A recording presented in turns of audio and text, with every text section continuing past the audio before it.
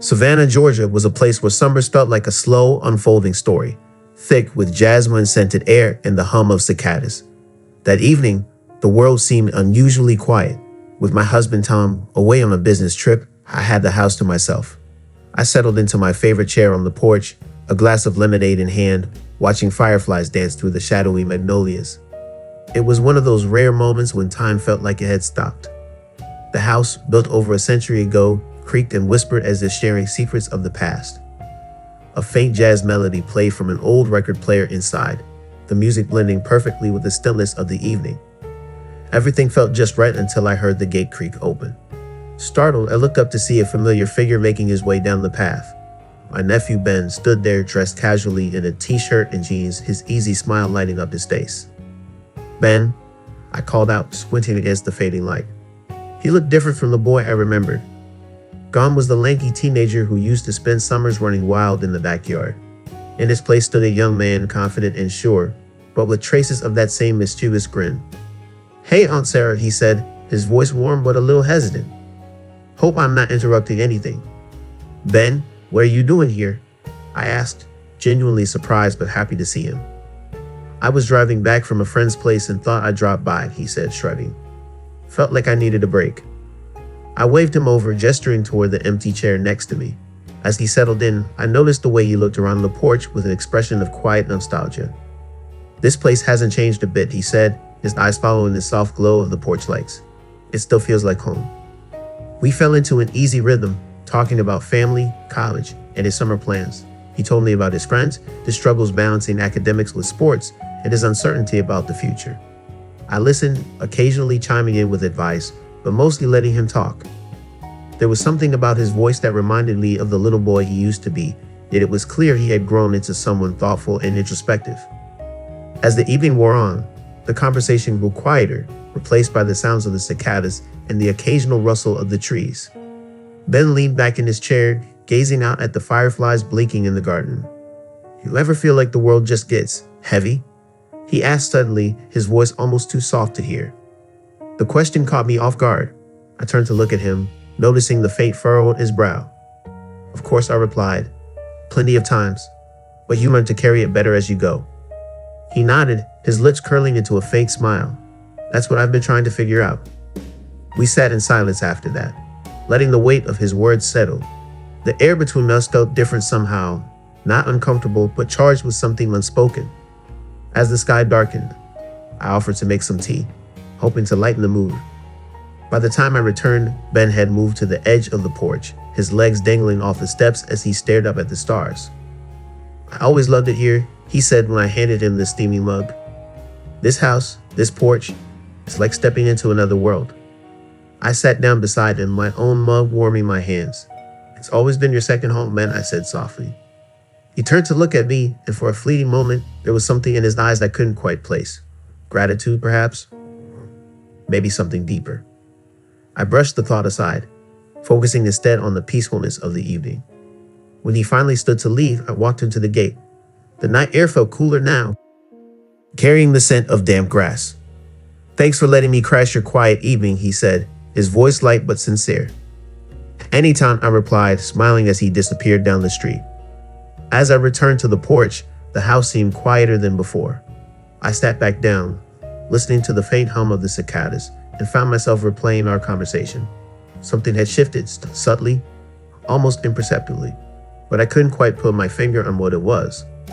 Whatever it was, it lingered like the scent of jasmine on a warm summer breeze. The next evening carried a gentle warmth, the kind Savannah does best. The sun hung low in the sky, casting long golden shadows across the yard. I had spent most of the day trying to distract myself with chores, but my thoughts kept circling back to Ben and the quiet weight of our conversation the night before. As I stood on the porch, thinking about what to do with the rest of the evening, I heard the gate creak again. Ben stepped into view, wearing a gray t-shirt and jeans, his hands casually tucked into his pockets. There was something different about his presence this time, less hesitant, more assured. "Evening, Aunt Sarah," he greeted me with a relaxed smile. "Back again so soon?" I teased, but there was no mistaking the warmth in my voice. He shrugged, his smile widening. "Thought you might want some company for a walk. The weather's perfect for it." I hesitated for only a moment before nodding. Why not? It's a nice night for some fresh air. We set off down the dirt path that led to the park behind the house. The trees lining the trail swayed gently in the breeze, their branches filtering the last light of day into soft, dancing patterns on the ground. Ben kept up an easy conversation, talking about his friends, his classes, and a road trip he'd been planning. I chimed in here and there, but mostly I let him talk, enjoying the cadence of his voice and the sense of calm his presence brought. We reached a small wooden bridge that crossed over a narrow creek. The water sparkled faintly in the fading light. Ben stopped and leaned on the railing, staring down at the rippling surface below. "Aunt Sarah," he said suddenly, breaking the comfortable silence. "Do you ever feel like you're not quite where you're supposed to be?" I joined him at the railing, taking a moment to gather my thoughts. "More times than I can count," I admitted. "I think everyone feels that way sometimes. The trick is to keep moving forward, even if the path isn't clear." He nodded slowly, as if weighing my words. "I guess I just wish it felt easier." A quiet breeze passed between us, carrying the scent of wildflowers and damp earth. The moment felt oddly suspended, as though the rest of the world had faded away. We continued our walk, eventually coming to a meadow where wild sunflowers swayed gently in the evening breeze. The golden light of the setting sun bathed everything in a warm glow. Ben stopped again, his gaze distant. "Do you ever feel like someone understands you better than you understand yourself?" he asked softly, his voice almost hesitant. I turned to face him, surprised by the vulnerability in his tone. "Sometimes," I said carefully. "Why do you ask?" He shrugged but didn't look at me. Just a thought. The air between us was still, charged with an unspoken tension. I stepped closer, intending to lighten the mood with some offhand comment. But when our eyes met, the words caught in my throat. Ben's expression was unreadable, somewhere between thoughtful and conflicted. He hesitated, then stepped toward me, closing the space between us. His hand brushed mine, a fleeting, deliberate touch that sent a ripple through the air. "Aunt Sarah," he murmured, his voice barely audible. Before I could respond, he leaned in. The kiss was soft and hesitant, like a question he wasn't sure he should be asking. It lasted only a moment, but it was enough to send my heart racing. "Ben," I began, my voice trembling. This isn't right." He stepped back immediately, his face clouded with regret. "I'm sorry," he said quickly. "I did lean too?" I raised a hand to stop him. "Let's just head back," I said, forcing calm into my voice. The walk home was quiet, but not tense. It was the kind of silence filled with too many thoughts, both of us grappling with what had just happened. When we reached the house, I stopped on the porch and turned to face him. "Thanks for the walk," I said, my voice softer than I intended. "Good night, Aunt Sarah," he replied, his tone heavy with unspoken emotion. As I watched him disappear into the shadows, I lingered on the porch, staring out at the stars. The warmth of the evening couldn't chase away the knot in my chest, and I knew that what had just happened would stay with me long after the sunflowers had wilted and the night had passed. The next day, Savannah was blanketed in an unusual grayness. Heavy clouds stretched across the sky, and the air was thick with the promise of rain. It felt like the world itself was holding its breath. I stayed inside for most of the morning, sipping coffee and trying to lose myself in a book, but my thoughts kept wandering to Ben. By the time afternoon rolled around, the rain had started, a steady patter against the windows. I had almost convinced myself that I wouldn't see him today when I heard a knock at the door. Ben stood on the porch, droplets of rain clinging to his shirt and hair. In his hand, he held a small paper bag. "I remembered you like pecan pie," he said, his tone casual but his expression uncertain. I smiled, stepping aside to let him in. "You're soaking wet. Come in before you catch a cold." He shrugged off his jacket, shaking his head to get rid of the rainwater. As he settled into the chair by the window, I busied myself in the kitchen making tea. The familiar routine steadied me, but I couldn't ignore the tension lingering in the air. "The storm came out of nowhere," he said, watching the rain streak down the glass. "Typical Savannah weather," I replied, setting 2 steaming mugs on the table. We sat there, listening to the rain and occasional rumbles of thunder. Ben seemed quieter than usual, his gaze fixed on the garden outside. Finally, he broke the silence. "Do you ever get lonely here?" he asked, his voice soft. I leaned back in my chair, caught off guard by the question. "Sometimes," I admitted. "But there's a kind of peace in solitude. It's not always a bad thing." He nodded, his lips curving into a faint smile. "I've always wondered how you do it. You make it look so effortless." I laughed lightly. Trust me, it's not always easy, but I've learned to appreciate the quiet. The rain blew heavier, and a crack of lightning illuminated the room for a split second.